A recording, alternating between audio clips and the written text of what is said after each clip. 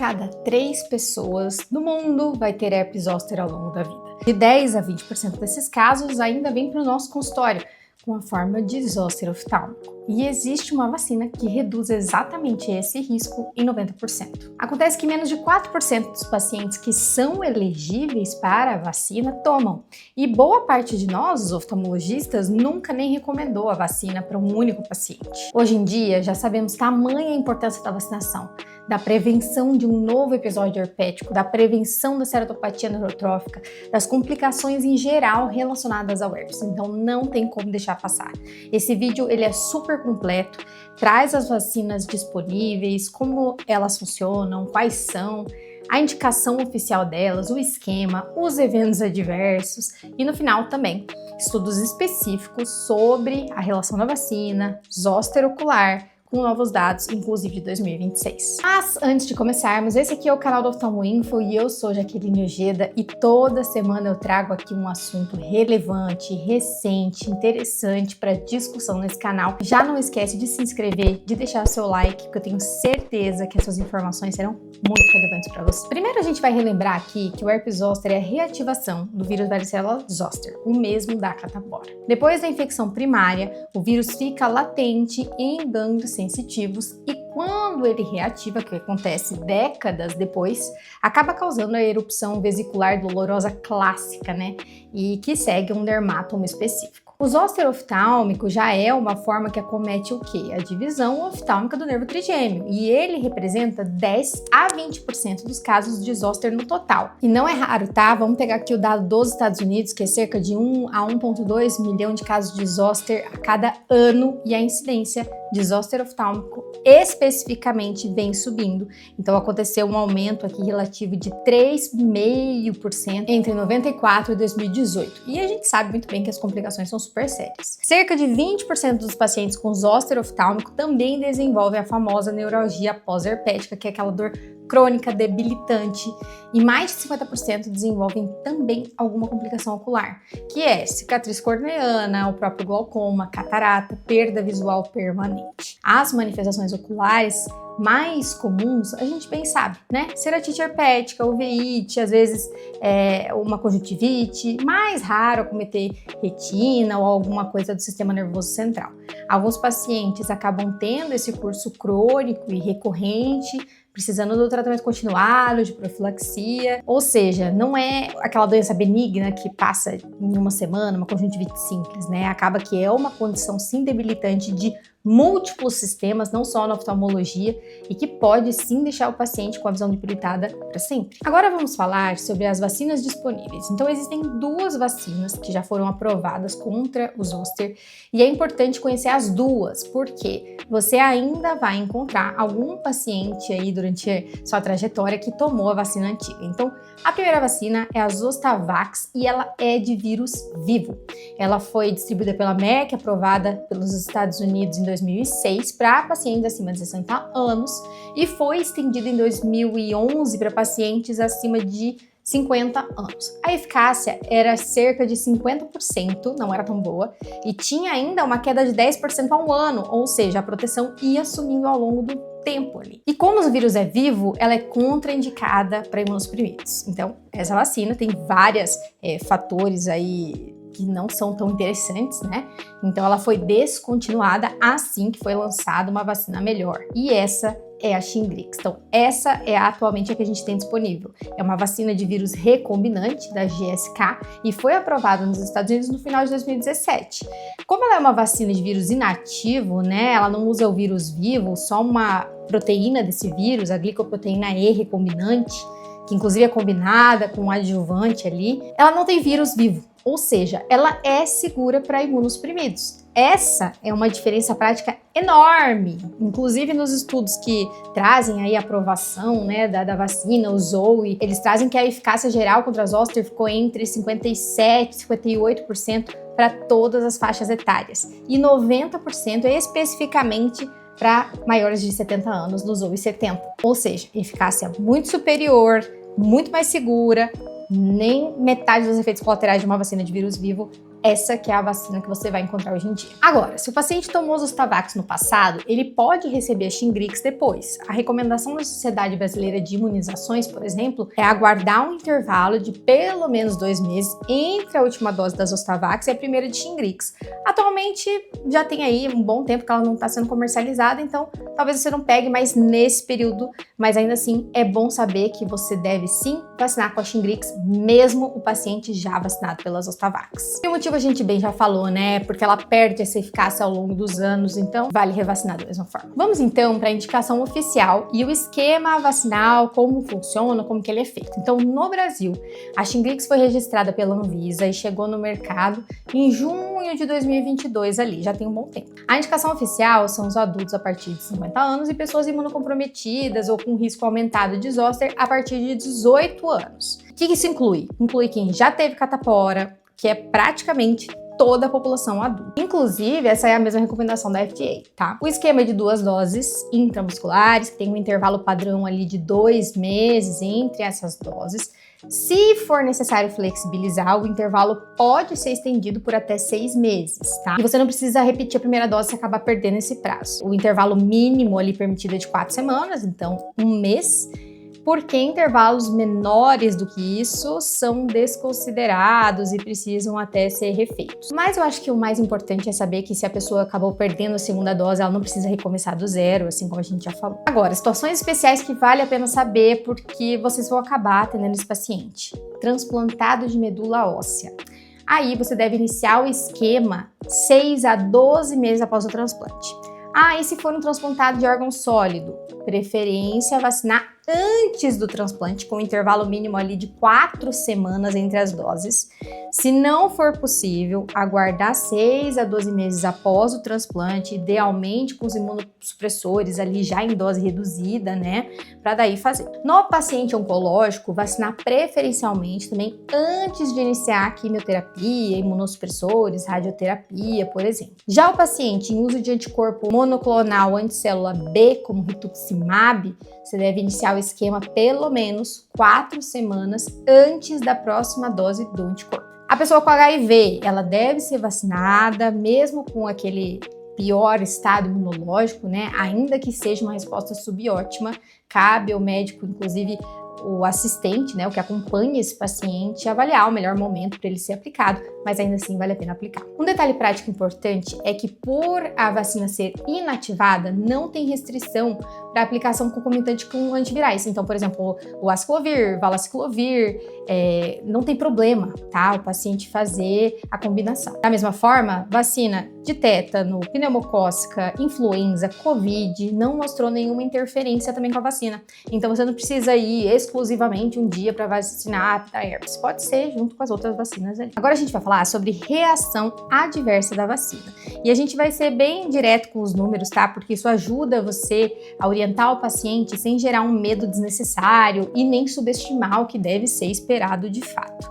Então, aqui, quando a gente fala dos estudos pré-licenciamento, que a gente tem de evidência, que tem mais de 7 mil pacientes nesses estudos, eles trazem que 85% dos pacientes mostraram alguma reação local sistêmica e cerca de 17% tiveram reações classificadas como grau 3, que é eritema, lesões maiores que 9 centímetros, algum sintoma sistêmico, né, uma febre, um mal-estar, o que até pode ser assustador. Mas o dado importante é outro: a taxa de evento adverso grave, como hospitalização, doença com risco de vida, incapacidade permanente, óbito após a vacinação. Isso foi similar ao placebo, então não foi comprovado. Por dose, em maiores de 50 anos, que é a população que a gente mais gosta de saber, porque vai ser mais frequente para nós, o que foi mais encontrado de efeito adverso? Então, o que eles mais viram foi 68% dos vacinados tiveram dor no local da injeção, mialgia em 32%, que foi grave em 3%, fadiga em 32%, cefaleia em 26% e cefaleia grave em mais ou menos 2%. A maioria tem intensidade leve a moderada, que dura cerca de 2 a 3 dias, e quando ela é classificada como severa, ela deve durar ali em torno de 2 dias, tomando ali uma dipirona, um paracetamol, se for necessário, para lidar com essa dor, com esse incômodo. Existe também uma reação específica que vale a pena conhecer. As pessoas que já têm o anticorpo contra o vírus varicela zoster, ou seja, praticamente todo mundo que já teve catapora, né, praticamente todos adultos acima de 35 anos hoje em dia, podem desenvolver 2 a 3 dias após a aplicação um inchaço, vermelhidão e dor no local que é mais intensa do que a reação local comum. Isso se chama de reação de Artus, ou hipersensibilidade do tipo 3, o que significa que os anticorpos pré-existentes se ligam aos componentes da vacina e acabam gerando uma reação inflamatória localizada. Mas, mesmo assim, isso resolve com compressa fria, em torno ali de 3 a 4 dias, mas deve ser comunicada à equipe que aplicou a vacina e tranquilizar o paciente quanto a isso também. Agora, um ponto que exige aqui uma honestidade completa. Foi observado em 2 estudos observacionais após a comercialização nos Estados Unidos, e foram feitas ali com uma população acima de 65 anos, um risco aumentado de Guillain-Barré, tá? Que foi uma estimativa ali de 3 a 7 casos excedentes a cada 1 milhão de doses aplicadas dentro de 42 dias após qualquer dose. Lógico que é um número muito pequeno em termos de número absoluto, mas está descrito em bula, tem essa evidência, né, nesses estudos pós-comercialização para a população ampla dos Estados Unidos, então vale a pena você saber que existe mesmo sendo raro. Vamos então às contraindicações, nosso último item aqui falando da vacina, a parte técnica dela, né? As contraindicações são padrão. Então, alergia grave conhecida para qualquer componente da vacina, assim como seria com qualquer outra, né? Incluindo gelatina, porque ela está presente ali em uma pequena quantidade da formulação, ou uma reação alérgica grave depois de uma dose de Shingrix prévia que ele já tenha tomado ali. Como qualquer outra vacina injetável, o local deve ter suporte para manejo de um potencial evento anafilático ali, e a vacina deve ser adiada se tiver um quadro de doença febril aguda, uma gripe muito severa, mas um resfriado comum não é o suficiente para contraindicar. E no SUS, vamos comentar sobre o Brasil? Vale trazer um dado bem atual, tá? Em janeiro de 2026, o Ministério da Saúde decidiu, por meio de uma portaria que foi publicada no Diário Oficial, não incorporar a vacina contra a zoster ao SUS. Nem para idosos com mais de 80 anos, nem para imunocomprometidos a partir de 18 anos, que eram as populações ali mais avaliadas para receber a vacina de acordo com a Conitec. O relatório reconheceu a importância da vacina para a prevenção da doença, mas classificou o preço oferecido para compra a nível nacional como inviável diante do impacto orçamentário.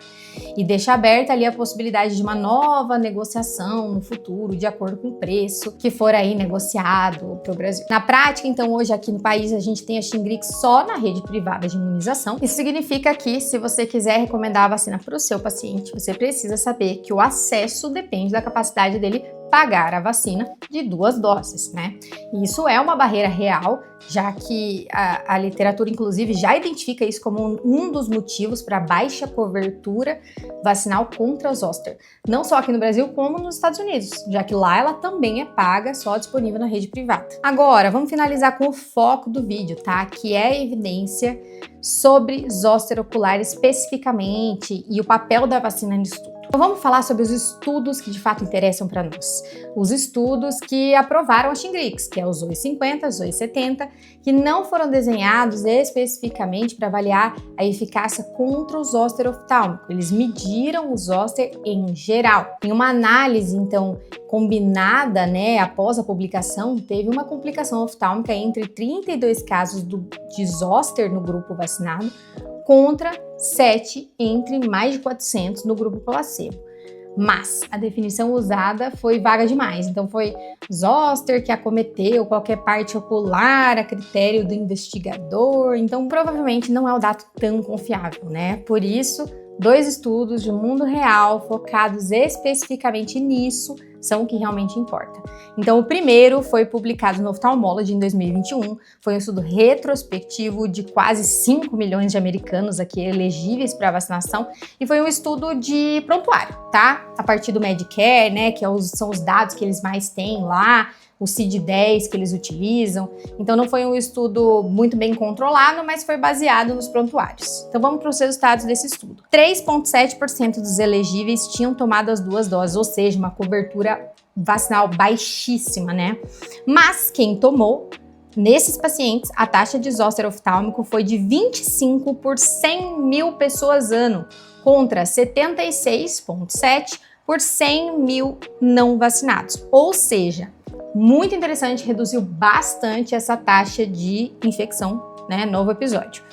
Depois do ajuste estatístico rigoroso para idade, comorbidades, tipo de convênio e outros fatores de confusão, a efetividade ajustada foi de praticamente 90%, sendo que teve uma diferença em mulheres, que elas tiveram maior efetividade, de 95% contra 79% em homens. Agora, também tem um segundo estudo, que é bem mais recente, inclusive, foi publicado em novembro de 2025, e ele traz de 100 mil pacientes vacinados, foram pareados com 400 mil não vacinados, que foram seguidos até 2022. A efetividade ajustada contra a zoster foi de 72,9%. Um número que é um pouco mais conservador, né? Um pouco menor do que a gente viu nesse primeiro estudo, que a gente acabou de falar que foi 90% de eficácia. Mas aqui eles trazem até como justificativa a inclusão de pacientes imunocomprometidos, né? Além de uma população mais velha, o que naturalmente acaba puxando a efetividade da vacina para um nível um pouco mais baixo. Então, não é uma contradição entre os dois estudos, é mais um retrato completo, né? Que a proteção é alta, mas varia de acordo com o perfil imunológico de quem está vacinado. Assim como a gente falou, às vezes no HIV, a potência da vacina é um pouco inferior, dependendo do status da imunossupressão do paciente. Esse segundo estudo trouxe um achado bônus, que é um furo de reportagem praticamente, né? Eles avaliaram também a taxa de infarto agudo do miocárdio e de AVC como desfecho secundário, porque já se sabe que o zoster oftálmico aumenta o risco cardiovascular nos meses seguintes do episódio, provavelmente por conta de uma vasculopatia induzida pelo vírus. Então, o grupo vacinado teve 28% menos infarto e 42% menos AVC do que o grupo não vacinado. Lógico que os autores até trazem que existe um limite, né, nessa análise, né? O estudo não permite provar que essa redução toda seja por causa da vacinação contra o zoster, mas é uma associação estatística bem interessante, não classifica como reação causal fechada, lógico, mas ainda assim abre uma linha de pesquisa muito interessante que talvez seja confirmada aí. Contando os resultados dessas duas pesquisas, a evidência de mundo real hoje mostra que a efetividade está ali entre 72% até 89% contra o zoster oftálmico, dependendo do que a gente falou, né, da população estudada. Tem aí um potencial benefício cardiovascular associado, ainda investigado, não tem por que não vacinar esses pacientes. Agora, o que isso muda na sua prática a partir de amanhã? Bom, a gente tem essa evidência de mundo real, que é consistente, principalmente quando a gente fala de Shingrix, né? Uma vacina inativa, né? Que não tem grandes riscos, protege contra zoster oftálmico numa faixa ali de praticamente 90% de eficácia. Ela potencialmente carrega esse benefício cardiovascular. Então o problema não é a falta de eficácia da vacina, e sim uma cobertura vacinal muito baixa, a falta de incentivo, a falta de educação, né, de você de fato levar a informação para o seu paciente, indicar desde que você respeite os intervalos certos, desde que você diga para ele que ele precisa vacinar a partir dos 50 anos, fazendo aquele intervalo de pelo menos 6 meses após o último quadro, principalmente se for o zoster oftálmico ou um zoster que pegou um dermato muito grande, ou seja, não tem por que não indicar mais. Então a pergunta que fica de fato é: quantos de nós já recomendamos essa vacina ativamente para um paciente com mais de 50 anos, em uma consulta de rotina? Se esse vídeo te clareou ali as informações sobre a vacina Shingrix, que é a que a gente tem atualmente disponível, né, sobre todo esse processo ativo de recomendação da vacina para os pacientes, deixe seu like e me diz nos comentários se você já recomendou ou até mesmo já recebeu a vacina, né? Já aplicou a vacina, se você teve algum efeito colateral, qual é a sua experiência sobre isso. Espero vocês no próximo vídeo.